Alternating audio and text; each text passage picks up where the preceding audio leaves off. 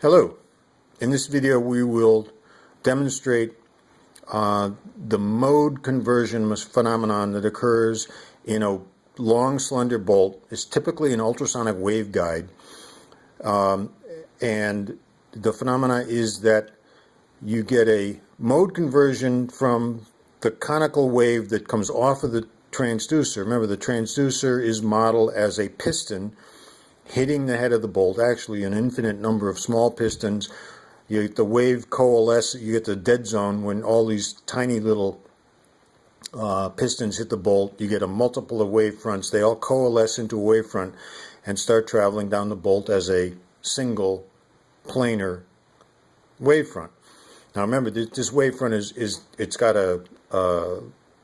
a planar wave that has a conical half angle to it, so it comes out as a cone, and of course it's going to hit the side and bounce back. Now, at a certain geometric length of the bolt, depending on the diameter of the transducer, the diameter of the bolt, and the material, which is the velocity of the sound in the bolt, you get a phenomenon that happens when at a certain point in the bolt, that conical wave hits the side of the bolt, reflects off it, changes into a shear wave, crosses the bolt, bounces off the other side, and then converts back into a longitudinal wave and travels down the end of the bolt, reflects off the back, and comes back. It's called a mode conversion, and it's a longitudinal shear longitudinal mode conversion.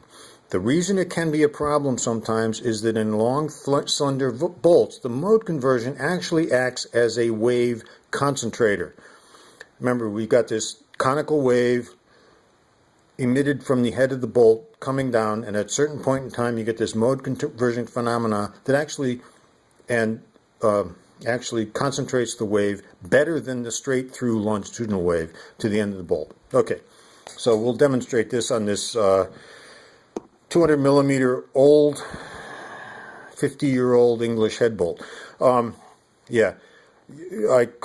We particularly get the load conversion on this because I didn't damage the end. I did it. This is my thread chaser on my block, so I always chase the threads to clean them out because that's always very important when you're using torque to load. And that was before, well, I'm sure I used ultrasonics on them too, but that's beside the point. This is my thread chaser, so you can see I damaged the end a little bit. And so my wave coming back, my straight through longitudinal wave, is not going to have the amplitude that it should.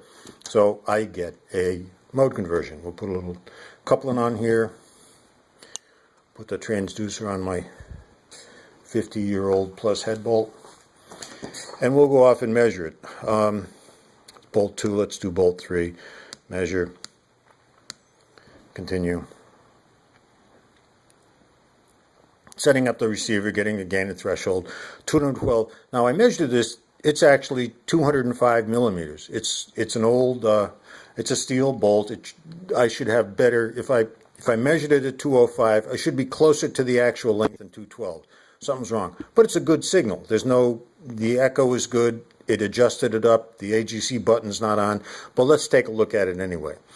So we look at it, and look, there's a nice signal. But you see there's a little trick over here and a little tickle over here.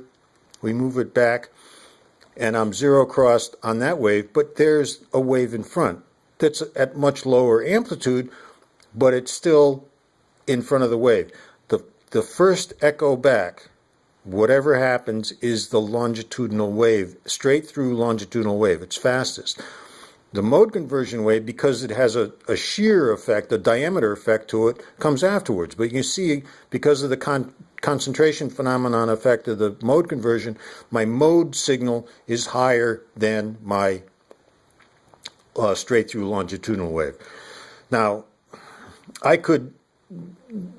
the change in time to change in stress or force is going to be the same from this one. Well, this one is not going to be exactly the same. If you calibrate this bolt, you want to do it on this.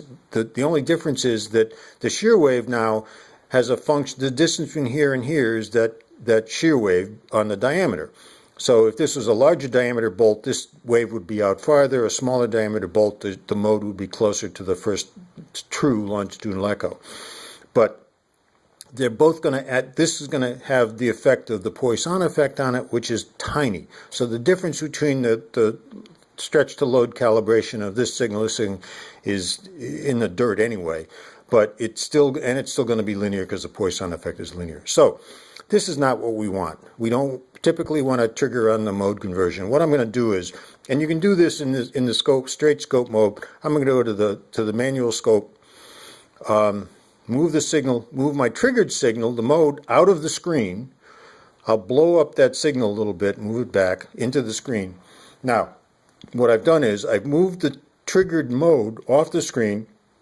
I've got the first true longitudinal straight through echo through the bolt on the screen. I hit AGC and it comes back. Hit Z double bar. It puts it back in the middle. Now there's my true longitudinal echo. The voltage is 13, the gain's 109. It's still an excellent signal. It's just that the mode was a little taller than the main echo. I go back.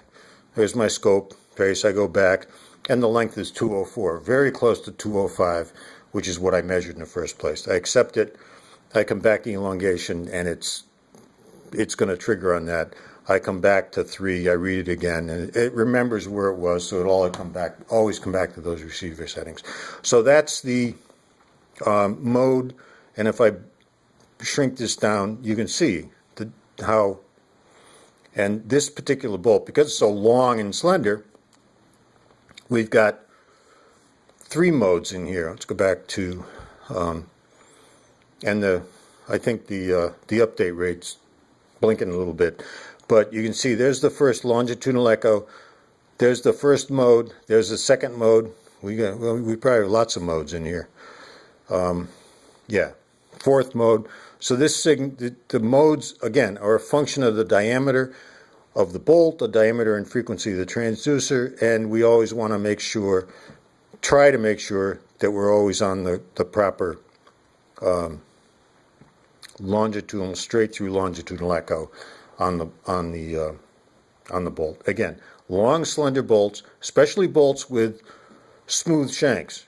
If this were fully threaded, I would not have a mode conversion because the threads break up the echo. We have to reflect off of the shaft of the bolt like a waveguide to create that mode conversion. Threads, cross-hatching, anything in there is going to destroy that mode. And a nice slender bolt that's big and long and with a damaged end, like I told you, the mode is going to be the signal concentrator and set the mode higher. Just go back and check. Just if you've got a long slender bolt, a stud with a smooth shank, just double check and make sure you don't have a mode conversion. If you don't, it's no big deal. It's always going to be there. It's always going to be the same amplitude. It's always nice to come back on the longitudinal wave. We're done. Comes back and it's stored. All right.